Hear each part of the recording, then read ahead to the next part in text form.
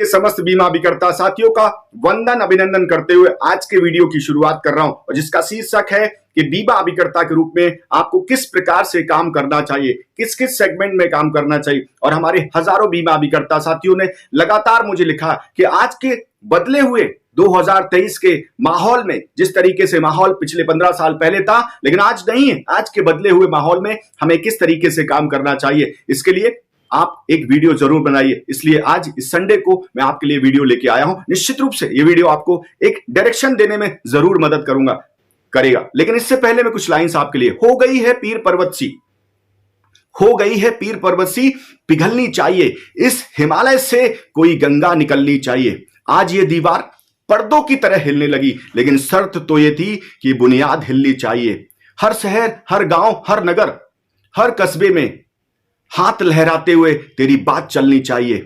तेरे सीने में ना सही मेरे सीने में सही, मेरे सीने में ना सही तेरे सीने में सही, हो कहीं भी आग, ये आग जलनी चाहिए। सिर्फ हंगामा खड़ा करना नहीं मकसद मेरा, मेरी कोशिश है ये सूरत बदलनी चाहिए। और आज के वीडियो के माध्यम से आपकी सूरत बदले या आपकी सीरत बदले, आपकी स्टाइल ऑफ वर्किंग बदले, सिर्फ ये उद्देश्य है। भारत के हर बीमा अभिकर्ता का आधार मजबूत हो, मेरा विषय है। इससे पहले मैं आपको बताना चाहता हूं, आज के 15 साल 20 साल पहले अगर आप पुराने बीमा अभिकर्ता हैं तो आप समझते बैंकों के काम करने का तरीका क्या था, बैंकें किस तरीके से काम करती थी। बैंक का सिर्फ एक ही काम था, लोगों को लोन देना, एफडी करना, सेविंग करना।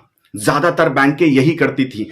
इसमें भी सबसे ज्यादा बैंकें सेविंग्स और एफडी पे फोकस करती थी। फिक्स डिपॉजिट्स और सेविंग्स पे बैंकें काम करती थी, लोन्स पे भी बहुत कम काम करती थी। लेकिन आज के 15 साल पहले की कहानी, 20 साल पहले की कहानी बता रहा हूं। और आज 20 साल बाद बैंकें अब क्या क्या करती हैं। बैंकें क्रेडिट कार्ड देती हैं, बैंकें हाउसिंग लोन भी देती हैं, बहुत अग्रेसिव देती हैं, मॉर्गेज लोन भी देती है, बहुत अग्रेसिव देती हैं, गोल्ड लोन भी देती है, बहुत ही अग्रेसिव देती है। इसके साथ बैंकें क्या करती हैं, बैंक के म्यूचुअल फंड बेचती हैं, बैंक के लाइफ इंश्योरेंस बेचती हैं, बैंक हेल्थ इंश्योरेंस अग्रेसिवली बेचती हैं, बैंक जनरल इंश्योरेंस बेचती हैं। बैंक वो सब कुछ करती हैं बतौर फाइनेंशियल इंस्टीट्यूट के तरीके से बैंक को करना चाहिए। बैंक डीमैट अकाउंट खोलती हैं, बैंक क्रेडिट कार्ड पे भी लोन दे देती हैं। बैंक के वो सब कुछ करती हैं जो बैंक अपनी आमदनी को बढ़ाने में बैंक को लगता है मदद करेगा। एक ग्राहक जब बैंक में जाता है तो सिर्फ सेविंग के लिए, एफडी के लिए नहीं जाता है।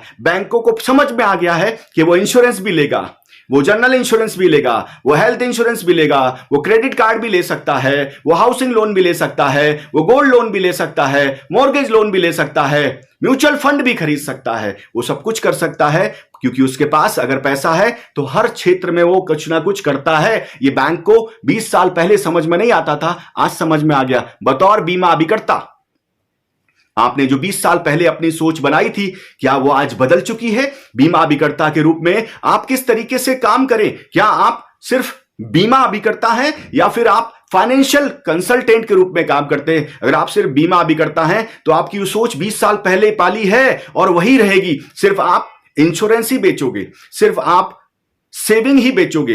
बीमा अभिकर्ता क्या करता है? बीमा अभिकर्ता सिर्फ बीमा बेचता है या फिर बचत बेचता है। बीमा कैसे बेचता है? जब आप टर्म प्लान बेचते हो तो इंश्योरेंस जाता है, इंश्योरेंस सेल होता है। जब आप एंडोमेंट प्लान बेचते हो तो मैक्सिमम पार्ट आपका सेविंग में होता है, इसलिए बचत योजना होती है, इसलिए उसको बंदोबस्ती योजना कहा जाता है। सो बीमा अभिकर्ता के रूप में आपके दो ही रोल हुए, या तो सुरक्षा बेचना या फिर बचत बेचना। लेकिन फाइनेंशियल कंसल्टेंट के रूप में, यानी पुरानी बैंकों का काम था सिर्फ लोन देना, एफडी करना, सेविंग करना। लेकिन आज के जमाने की बदली हुई कोई भी बैंक उठा के देखो आप, हर बैंक हाउसिंग लोन, हर बैंक गोल्ड लोन, हर बैंक मॉर्गेज लोन, हर बैंक क्रेडिट कार्ड, हर बैंक सेविंग्स, हर बैंक म्यूचुअल फंड, हर बैंक हेल्थ इंश्योरेंस, हर बैंक जनरल इंश्योरेंस, हर बैंक लाइफ इंश्योरेंस, सब कुछ करते हैं क्योंकि उनको समझ में आ गया है कि अगर सिर्फ दो ही काम करोगे तो सफल नहीं हो पाओगे, आमदनी नहीं बढ़ा पाओगे। और बैंक जानती है कि कस्टमर वही है,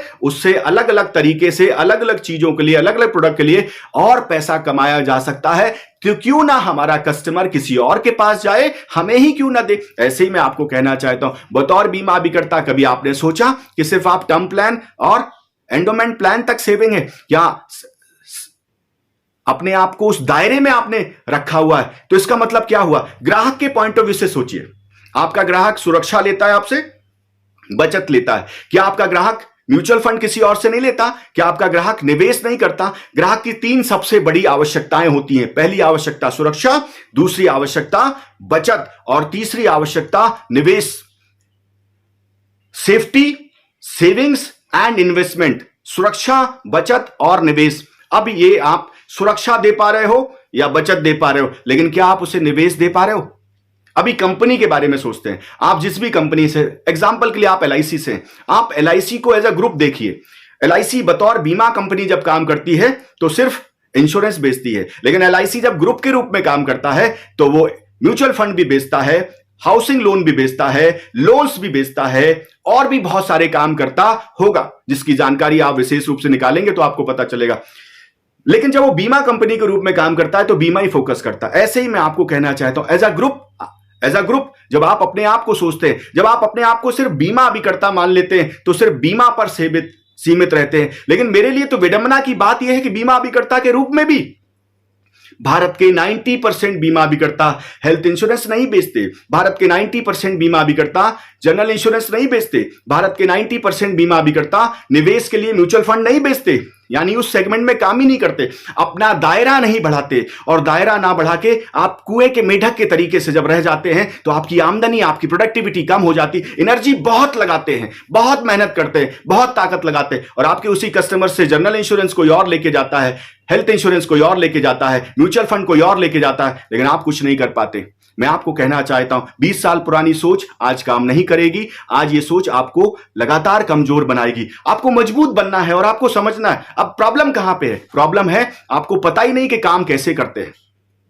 आपको पता ही नहीं कि निवेश वाले सेगमेंट में आपके कस्टमर को आप किस तरीके से एंगेज कर सकते हैं, किस तरीके से उस कस्टमर से आप रेवेन्यू ले सकते हैं, किस तरीके से उस कस्टमर को अपने साथ एसोसिएट कर सकते हैं। इसके लिए मैं हूं, मेरा नंबर है 8469609361। मैं आपको निवेश में किस तरीके से कस्टमर को जोड़ें, इससे पहले आप अपने आप को किस तरीके से फाइनेंशियल कंसल्टेंट बना सकते हैं, कैसे आप हेल्थ इंश्योरेंस में, इन्वेस्टमेंट मार्केट में, म्यूचुअल फंड के मार्केट में, निवेश के मार्केट में अपने आप को पारंगत कर सकते हैं, कैसे आप लाइफ इंश्योरेंस में जो कर रहे हैं उससे और बेहतर कर सकते हैं, कैसे आप अपने इसी शरीर के साथ, इसी दिमाग के साथ अपनी प्रोडक्टिविटी को बढ़ा सकते हैं, कैसे आप अपने आप को और बड़ा कर सकते हैं। और जब आपकी सोच, आपकी कार्यशैली और आपका दायरा बड़ा होगा तो निश्चित रूप से आपकी इनकम बढ़ जाएगी।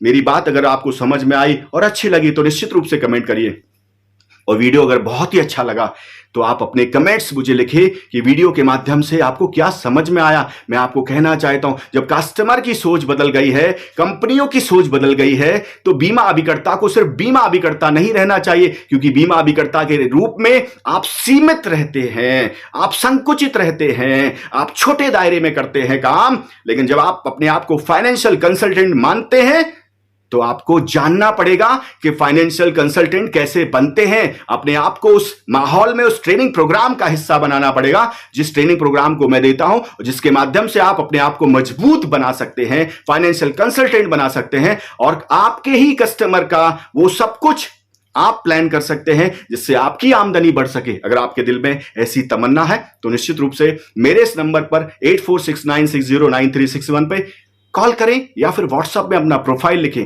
जिससे मैं समझ सकूं कि आपको आवश्यकता क्या है, और उसके आवश्यकता के हिसाब से मैं आपको मजबूत बनाऊंगा।